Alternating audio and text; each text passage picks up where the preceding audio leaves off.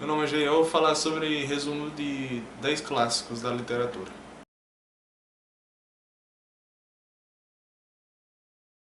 Jorge e Luísa formam um casal pertencente à burguesia de Lisboa. Convive com um círculo social entre Conselheiro Acácio, um homem apegado a convenções sociais, Dona Felicidade, que sente uma grande atração por Acácio. Jorge parte para uma viagem de trabalho, enquanto durante sua ausência Luísa recebe a visita de um antigo namorado de juventude, seu primo Basílio. Ele é residente em Paris. Admirado com a beleza da roça, Basílio envolve Luísa em um jogo de sedução, que faz com que ele se imagine vivendo uma das aventuras, que ela se imagine vivendo em uma das aventuras amorosas de suas leituras românticas. Eles se tornam amantes e passam a trocar bilhetes e cartas de amor. Luísa se encontra com estímulo na amiga Leopoldina, mulher casada, colecionadora de casos extraconjugais. Toda a movimentação da casa é observada pela governanta Juliana, sempre às voltas com planos ou de enriquecimento rápido. Escapar das desconfianças que poderia gerar para seus vizinhos e acabarem descobrindo, eles se encontram em um quarto nos subúrbios de Lisboa. A respeito do lugar ser muito velho, eles começam a chamar de paraíso, porque ali viviam torres e cenas de amor, e com o tempo Luísa percebe um esfriamento na paixão de Basílio, que começa a tratar ele de forma com desprezo, basicamente. Juliana, ela consegue algumas cartas trocadas entre esses amantes e passa a chantagear de certa forma a patroa.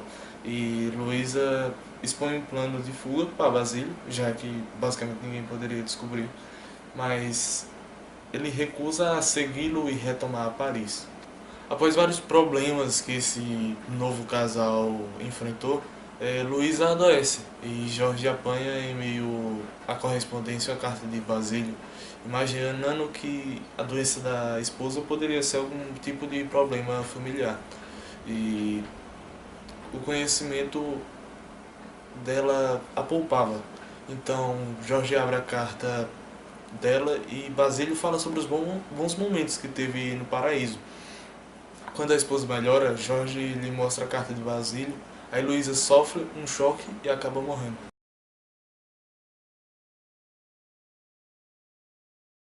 Quando o pai de Helena morre, ele deixa um testamento onde falava que estava pedindo para a família dela a acolher, porque eles não moravam com ela e também não sabiam da existência dela. Apesar de Dona Úrsula, Helena sai do internato e vai viver com seu irmão e sua tia. Chega à casa do Andaraí, tenta conquistar todos com seu jeito muito carinhoso. Apesar de tentar se afastar, Dona Úrsula acaba precisando de cuidados por causa de sua saúde. Enxerga em Helena uma sobrinha dedicada. Assim as duas se aproximam e a tia, antes fria, acaba se tornando-se defensora de Helena, cumprindo como se fosse um papel de uma mãe. Mendonça chega à casa de seu amigo Estácio após uma longa viagem pelo mundo e assim que avista Helena, ele logo se apaixona por ela. Mendonça pede ajuda ao padre para pedir amor de Helena, com consentimento de Helena e do padre.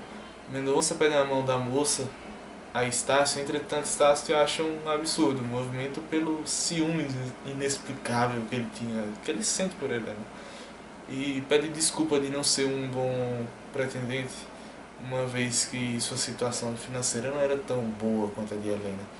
Estácio recusa a mão de Helena para seu amigo, causando assim uma grande intriga. Após muitas conversas, Estácio aceitou o pedido de Mendonça. Mendonça recusa, acreditando realmente não ser digno da mão de Helena. E após várias outras revelações, Estácio escolhe por deixar que Helena continue sendo reconhecida como filha do conselheiro Vale, e assim herdeira dos bens, porém ela adoece.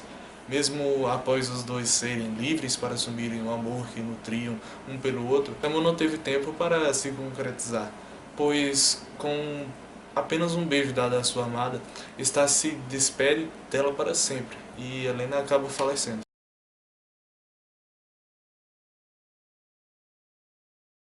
Esse romance, A Moreninha, conta a história do amor entre Augusto e Carolina, que no caso seja a Moreninha. Tudo começa quando Augusto, Leopoldo e Fabrício são convidados por Felipe para passar o feriado em Santa Ana, na casa de sua avó. Os quatro amigos estudantes de medicina vão lá para passar o feriado e encontrar a dona Ana, a anfitriã, duas amigas e irmã de Felipe. Carolina e suas duas primas, Joana e Joaquina, antes de partirem, Felipe havia feito uma aposta com Augusto, que se voltassem da ilha sem ter se apaixonado verdadeiramente por uma das meninas, Felipe escreveria um romance por ter perdido a aposta.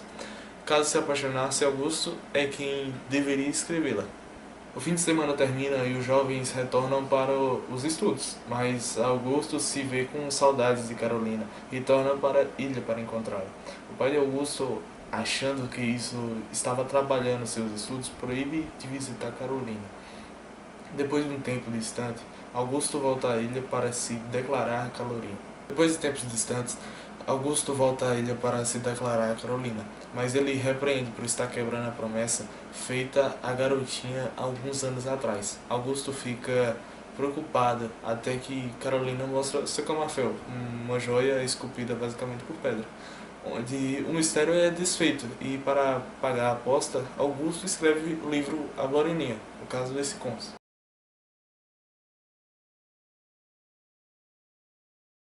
Don Quixote é um homem de meia idade, resolve lutar por seu amor, Dulcinea de Toboso, onde ele providencia cavalo e armadura e acha um fiel escudeiro, Sancho Panza, onde ele acreditaria realmente ser recompensado por alguma coisa. Don Quixote é derrotado inúmeras vezes e também foi chamado de fraca figura por conta disso. Ele nunca desiste de seus objetivos, só volta para casa quando é vencido em uma batalha por outro cavaleiro e forçado a abandonar a cavalaria. Longe da estrada, ele ficou doente e acabou morrendo.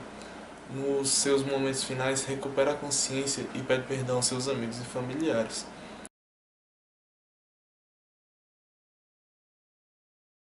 Ambrósio era um homem muito malandro, onde se casaram com Florência apenas por ela ser uma jovem muito rica. Ambrósio era um homem muito malandro, onde se casava com Florência apenas por ela ser uma mulher muito rica. Era padrasto dos dois filhos dela, Emília e Juca.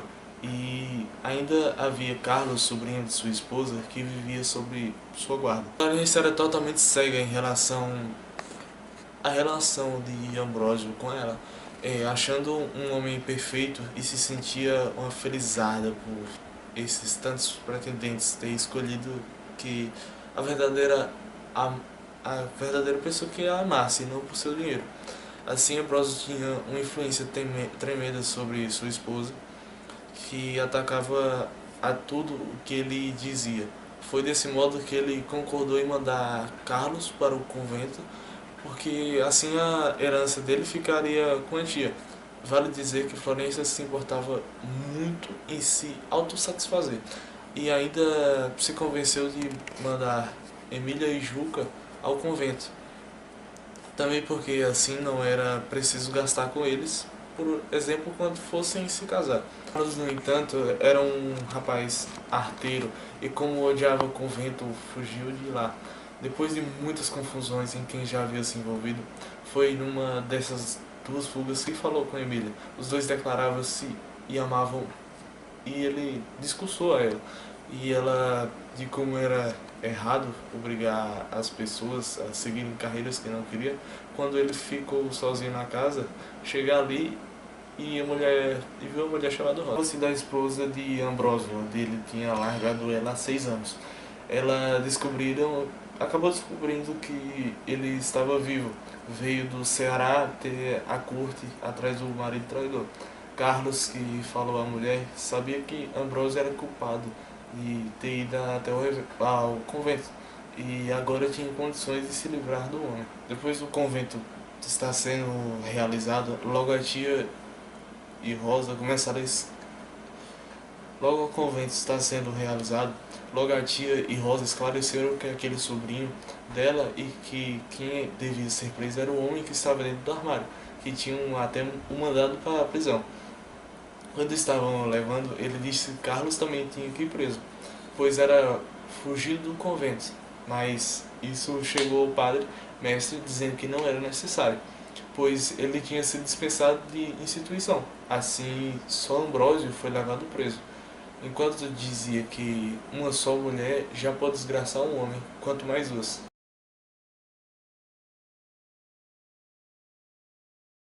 A história se trata de Jean Valjean, que era uma pessoa extremamente pobre, onde ele precisava dar basicamente comida à sua família. Então, já que ele não tinha dinheiro, basicamente ele foi roubar um pão de uma padaria, onde ele foi condenado a 5 anos por ter tentado roubar um alimento. E sempre ele tentava fugir e acabou sendo condenado inúmeras vezes de mau comportamento. Então, quando ele finalmente saiu, ele tentava se hospedar em algum lugar ou ir para algum outro lugar e todo mundo acabava o rejeitando por causa desse seu histórico. Jean Valjean acaba trabalhando em uma fábrica e quando o supervisor da fábrica sabe do histórico de Fantine, ele acaba demitindo ela. E diante de tal cenário, a jovem se vê empregada a vender os próprios cabelos, os dentes e acaba a chegar a se prostituir. Jean Valjean fica com e decide adotar a menina Cosette e criá-la como filha, já que era filha de Fantine.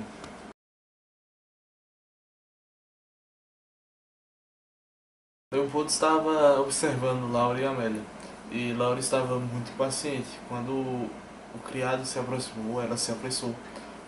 O embrulho que ele trazia estava bem amarrado, mas na pressa de subir no veículo, o pacote se abriu e, sem que se notasse, um par das botinas ficaram caídas no chão.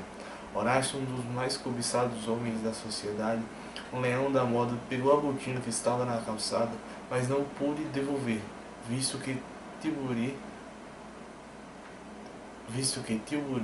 já tinha partido.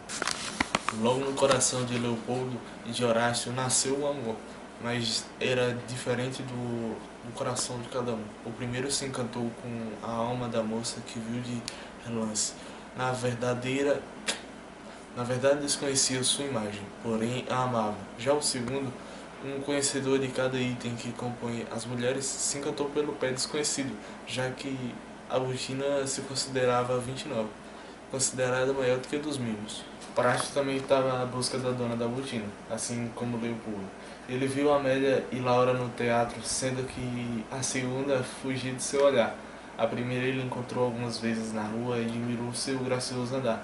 E depois, vendo o rastro que ele estava ao lado das amigas, na areia do passeio público, teve convicção que era Amélia, dona dos pés que calçava a botina. Sendo assim, em pouco tempo ele iniciou o seu convívio com a família. Nesse tempo houve um baile. Leopoldo já sabia do casamento de Amélia e carregava em seus olhos a tristeza. Foi nesse evento que ele e Horácio se encontraram, oportunidades dessa que permitiu que um contasse ao outro sua história de amor, sem revelar o nome de suas amadas. Mas Leopoldo não demorou muito.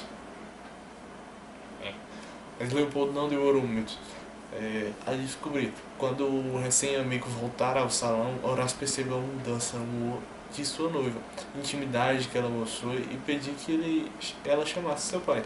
Fez Leopoldo entender que era Horácio e assim fez rir por engano. Oh, meu Deus.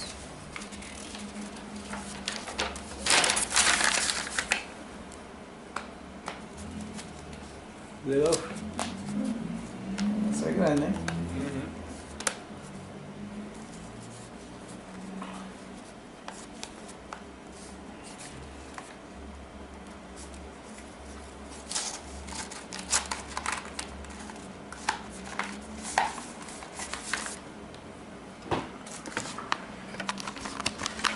Horácio em seguida acreditou que Amélia devia ser a dona do lindo pé. Afinal, ela só vira um dos pés. O outro poderia ser Mimo, que ele sonhava, e se fosse esse o caso, ele não se importava em reconquistá-la, a casar com... Ele não se importava em reconquistá-la a casar. Em uma ocasião, Horácio encontrou-a no centro E quando a Amélia percebeu que ele encarava seus pés, ela ergueu o vestido, mostrando seus lindos pés. Os tão sonhados por seu noivo. Quero jogar no finalzinho.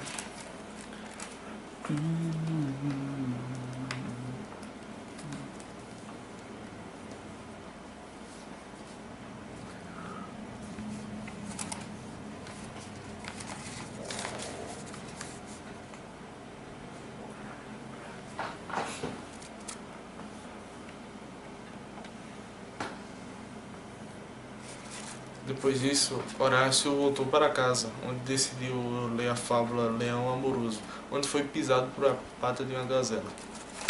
Legal, Duda. Tá bom? E Horácio morre.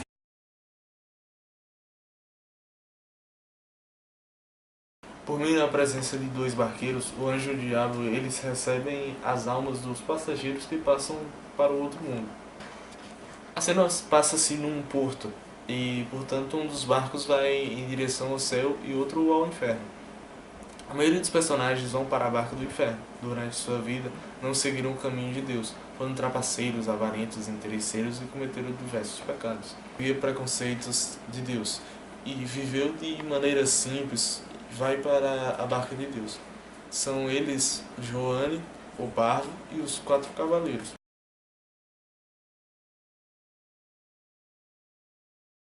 Otto, um garoto negro, viu uma garota sentada na praia, onde ela só olhava para o horizonte. E Otto, ele sempre tentava chamar a atenção dela por vários meios. E levou seu amigo para o restaurante. E acabou discutindo se que ela era cega. E ele não se importou muito com as atrapalhadas que havia cometido. Mas ele sempre dizia que ele era um garoto branco, por tentar não haver nenhum preconceito, já que ela era uma garota branca e rica. Ela acabou descobrindo a verdade e não se importando muito para isso. E eles viveram apaixonadamente. Vou colocar esse final porque eu não achei. Todo mundo vive feliz.